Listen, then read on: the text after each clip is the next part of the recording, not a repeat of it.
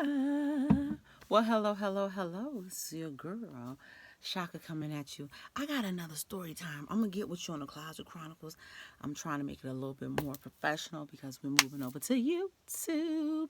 It's the funny nurse. But let me do this story time. You might think it's funny, you might not. Take offense if you have to. Hey, I'm good with it. But here we go. All right, you know how I like to do story time because I like to go way back. Sometimes I'm talking about me, sometimes I'm not, but I'm going to take responsibility because that's how we do. So for this story time, I'm going to go way back when I worked at this nursing home. At the time, I was a licensed practical nurse, but let me let you know, I was always me. It's hard for me to change. I was raised in NYC. The D's been good to me, but I'm from the South Bronx for real, for real. So I take things you say for real. And a lot of times, I just can't go out like that. So I just gave you the intro. Let's get to story time. I was here, right? I have been here for about 2 years. Because when I first came here from the military with old boy, I went right into a LPN program. I tested for it and everything, got into the program, fairly funded. That's another story time. And I did what I had to do. I was still Greyhound busting it back and forth home because you know how it is, but so it was still in me. Accent, everything. Do you know adults used to pick on me for my accent? We'll get back to that, yo. I'm getting ready. Story time. So here we go. So I was working at this facility, and it was a nice facility. It's probably one of the same facility where I had that issue. But anyway, so I was working at the facility, and I think I was a victim of bullying, but they didn't call it bullying back then. I don't know what they called it. Maybe it was like workplace harassment, but let me tell you what happened. Yo, so I was working at the facility, and I was picking up a lot because my oldest son, his family, my ex-husband's family, they like real family oriented, like for real, like it's a lot of them.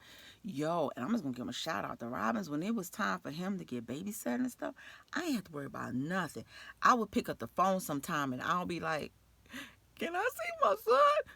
I would pick up the phone and be like, yo, Moo, you want to come home? And he said, Mama, why can't you come over here and sleep on the floor? So, I had support. So I could make that money. They said, just go ahead and get your hours, make your money. And he said he going to come home on the weekend. Woo! Got to work on these edges. So anyway, so I said, I'm going to bust out this overtime. So I was tired, y'all. I was tired. I was working like doubles and triples and stuff. Y'all, I was tired, but I was always professional. I'm traumatized. I know the rules. I know how to play the games. Catholic school from like, so I know what to do, but I was sad. So I was working this hard, and it was some drama going on because administration and the line employees. I call the nurses. The people in on the plantation, the nurses and stuff. Us, they like to had a fight and we in it and don't know we in it. So I'm working, right? So they said, Shatira, you know what I'm saying? Since you're working overtime, I want you to take the B card. And I was like, oh man, because the B card, oh man, that's that card I told you about that got 5 gears on it a handlebar, because it's heavy. Like for real, you got to use body mechanics and lean in. They had a lot of people on that cart. So I said, okay. And it was long-term care, so it was like just the elderly. So, you know what I'm saying? Damn. So anyway, so I had to do that B card. So I'm like, all right, I could do it. I'm going to do it because when you work overtime, you got to go where they tell you to go. Now listen, all my story time, it has a positive ending. You do the ending. So, okay, if you don't agree with me, okay. So I went on I did my regular cart. And when I finished, I gave a report. Because the regular afternoon nurse came. That was her cart. That was my girl report. I'm going to set it up. She said, I'm going to talk to the midnight nurse, my girl, who's on 8-hour shifts. She going to set it up. She going to clean it up. That way we'll have our supplies. Our cart was so clean, dude. If you could, eat off of it. We always looked out for each other. We went to the basement, got ice. We didn't play. But I get to that cart where they ain't got a regular nurse. That's that cart. Oh, shit. Oh, shit. And the patients is all frazzled because they don't know who's coming. Who will be my nurse today? You going to kill me? Make me have me live? I'm going to get out of here. Call my son. Call my daughter. Call my guardian. Call my lawyer. Call Jesus.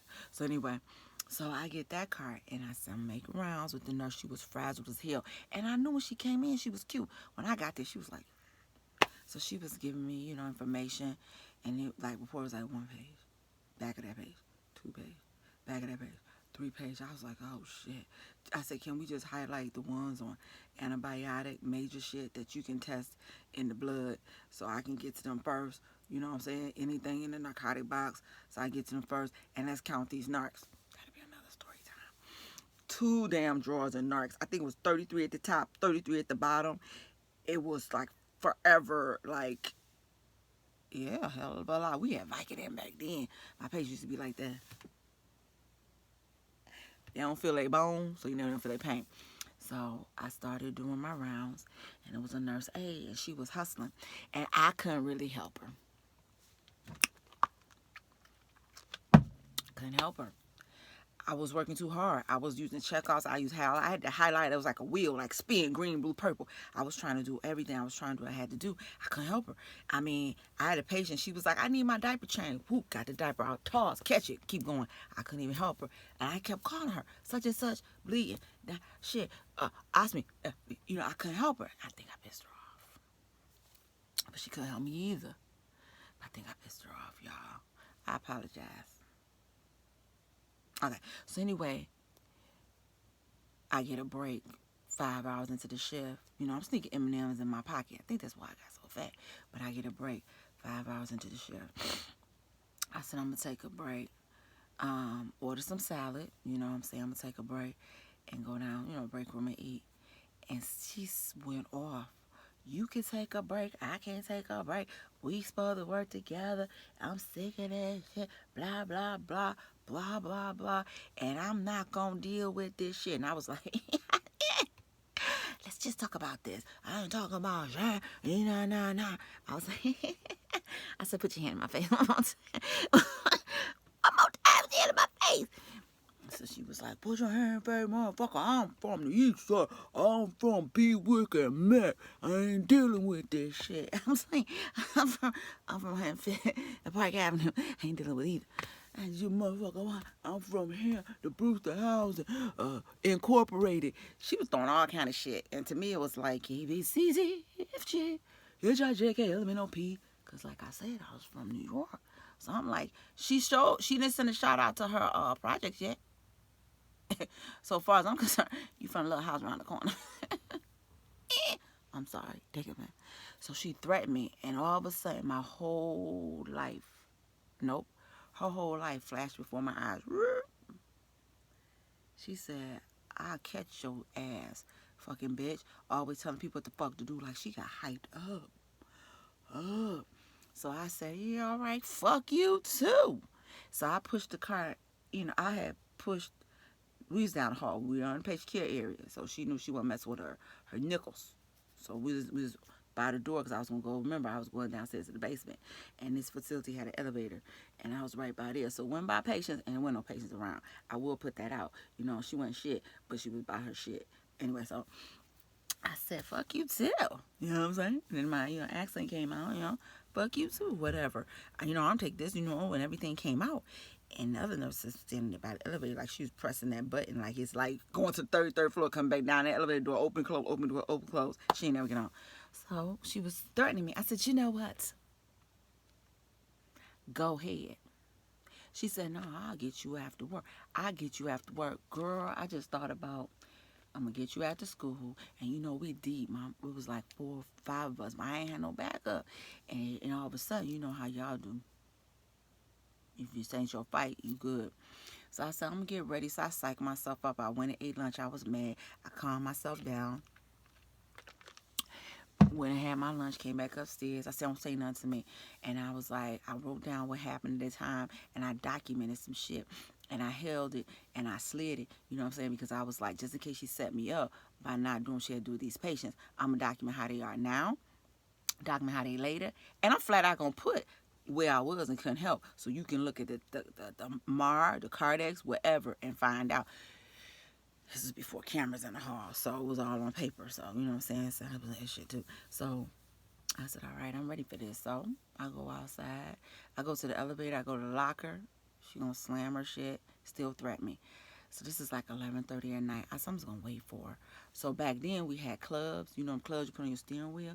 So I pulled that club off and I held that metal part because I knew once I hit in the head, I'm gonna take that part and whoop. I said I was from the NYC. I ain't no backup, so I'm about to do dirty. I don't know if she's gonna put up her dukes, but the moment she put up her hand, that club is going upside her head. That's why it's called a club. I had, you know, I was sitting there. I had my Plymouth Sundance back then, so I was waiting for her. Had my club ready. I took my earrings off. I didn't have a hair scarf, but my son had a hat in the trunk. So I took that hat and put it on because I didn't want to pull out my hair. You know, back then I used to get my hair done a lot. So I put my hat on. I ain't had no Vaseline, but I said, this is it. We good. But I reached into my little nursing bag, and I had some barrier cream. You know that stuff you rub on the ass? And I didn't have the thick one that kick up. I had the clear one. So,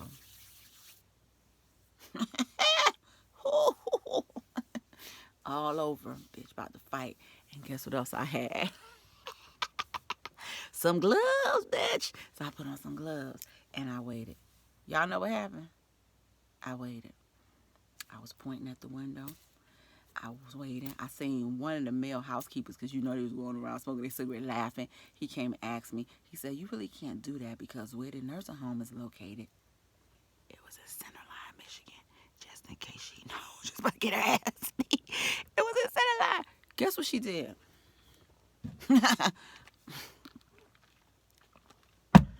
Whoop, whoop, whoop, whoop. I'm standing there. Po. We can call him then. Red, white, and blue pull up. Lights on. I said, ain't this some shit? I'm thinking, well, it's okay. Ambulance coming next. Maybe somebody coded. Because, you know, somebody code.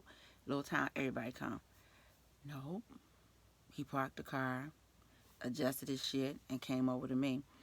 And he said, ma'am, what is your name? I said, Heidi Bloomberg. He was laughing. He said, Heidi, we got another name for you. Then whoop whoop, red, white, and blue come up. Female cop come out. I got this. Female, I got this. I could have dealt with him. She was rougher than him. She was like, Shateria, and you know, my government name. I don't remember what I've been married a couple times, but she said it. I said, yes. She said, what are you doing? I said, I'm out here.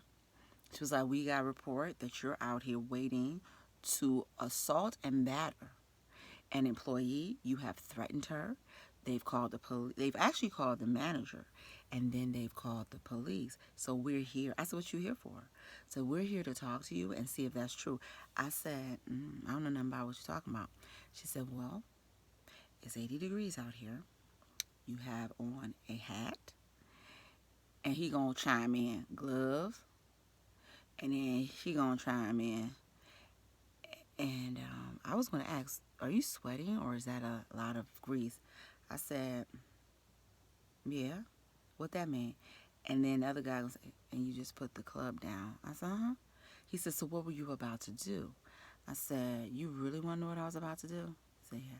I said, I got the hat on because I took my wig off to go home and I might stop at Kmart.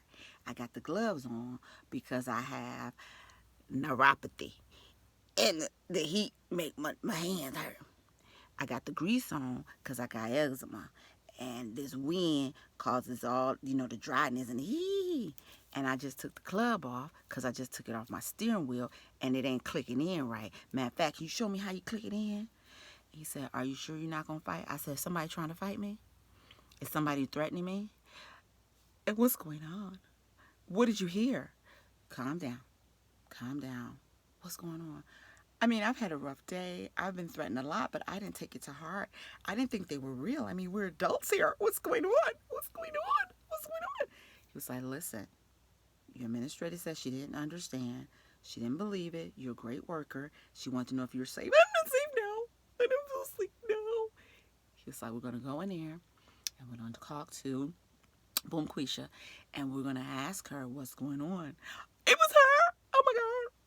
I didn't know know she was serious. She threatens everybody. Oh my God. My fibromyalgia is acting up. Calm down. Calm down. Stay here with Officer Dude. She went inside, and boom, Quisha didn't know how to talk to the red, white, and blue. Be with your man. Y'all not talk the red, white, blue. She called herself. What's all I saw? And they escorted her off the premises. And she passed me. Bitches lying, bitches lying. I was like, He stood in front of me. You okay? You okay? You okay? They got a PPO on her. The facility shut her down, kept her away, the whole 9 yards. They escorted me home. They asked me about my schedule. They said because I lived in Detroit, they can only go so far. They told the Detroit police, back then when they cared, officer was at the corner where I used to live in a casino. He talked to me. You know, I was still looking like, said, you good. A black officer came down casino, and I got out the car. And he looked at me, a black Detroit officer, he looked at me right. He was sexy too. He had dreads and an earring. And he said, what happened? And I told him the story, that version. And he was like, yo, you full of shit. He was like, you should have full of shit. Leave people the fuck alone. You don't work with people that don't work with people, but you full of shit. That bitch from Be Wicked Mad.